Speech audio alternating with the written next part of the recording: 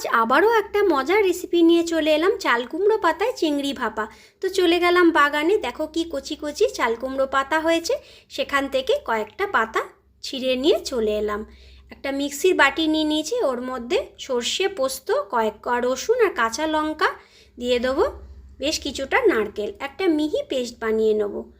কড়াইয়ের মধ্যে সামান্য একটু তেল দিয়ে দিলাম, আর পাতাগুলোকে গরম জলে আগে একটু ধুয়ে নিয়েছিলাম।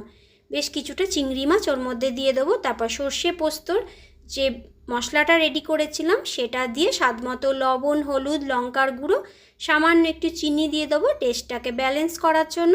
এবার দিয়ে দেবো বেশ কিছুটা কাঁচা সর্ষের তেল।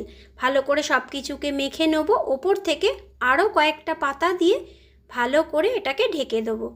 এবার একটা ঢাকনা চাপা দিয়ে 20 মিনিট মতো গ্যাসের ফ্লেমটাকে কমিয়ে দিয়ে এটাকে দমে বসিয়ে দেবো।